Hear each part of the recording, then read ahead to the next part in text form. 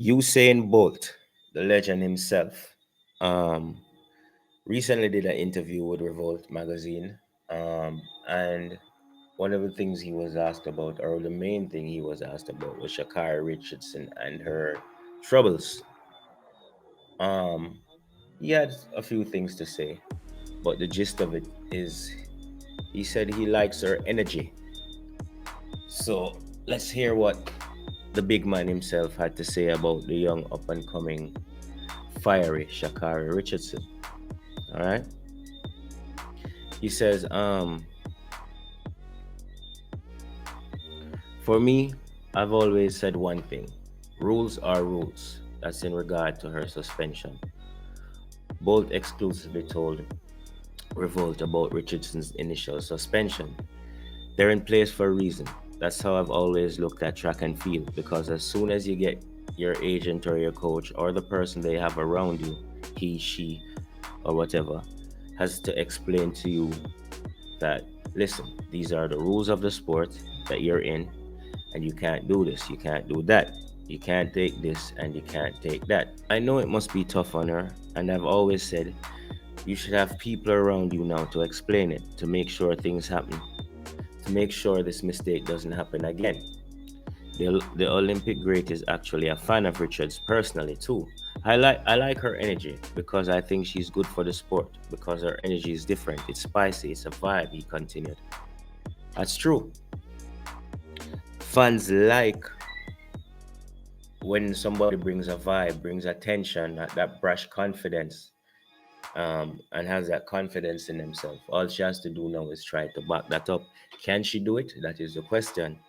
I think she needs to be more aware of the competition and a lot more respectful of the competition, and probably know her place and be more aware of her place and her standing in track and field, in sprinting. That isn't to diminish what she has done, but if she aims to be number one, she has to be realistic about where she stands at the moment. You know what I mean? So adjustments can be made if it's possible to get to that number one spot. Because it's all fine and well looking ahead, but you also have to look behind. You don't know who's coming up behind you. You know what I mean? There are a lot of talented young sprinters on the African continent, females, also in the Caribbean. It's not just Jamaica and the United States. We have to be conscious of that. All right, we continue. Giving her some kind words of advice, Bolt added, you'll have failures throughout your career. It's just one of those things. In my first Olympics in Athens, I didn't make it outside the first round. So it's just about being determined and pushing yourself and just believing that you can do it and just go on and do your best. You know, I was thinking about that this same thing the other day. Who remembers Usain Bolt's first Olympics? Not many people.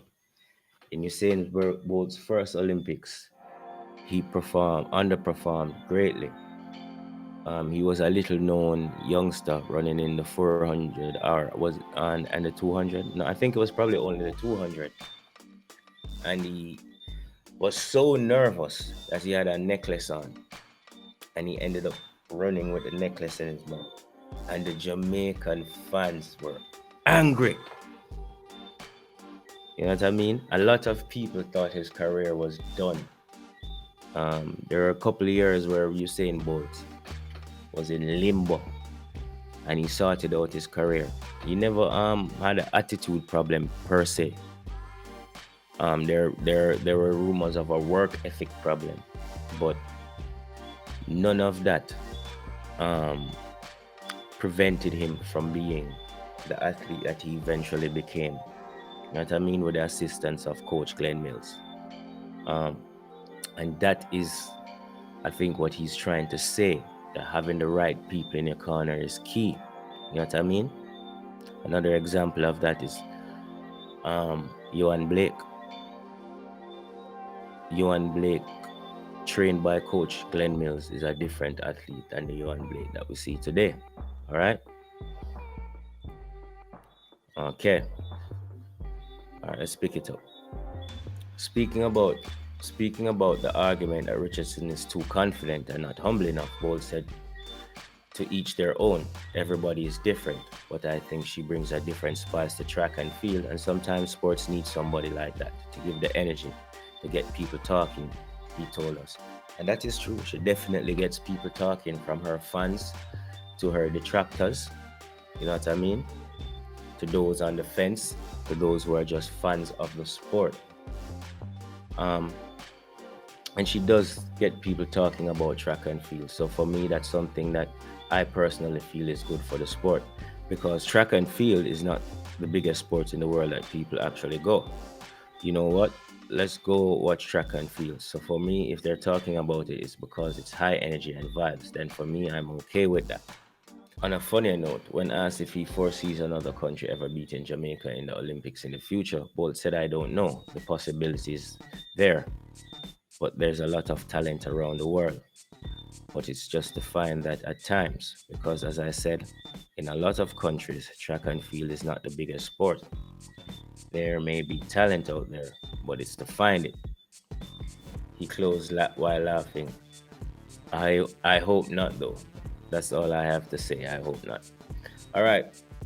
So mostly kind words and encouraging words there from um, um, definitely probably the greatest male sprinter of all time. Um, let's see how this will be taken, of this advice will be taken, if there will be another tweet saying no thank you. But definitely good to hear from the legend about a topic that everybody in track and field is talking about. All right, guys, remember, like and subscribe. Please like the videos. We're getting a lot of views, but we need more likes. All right, guys, thank you for watching. See you next time.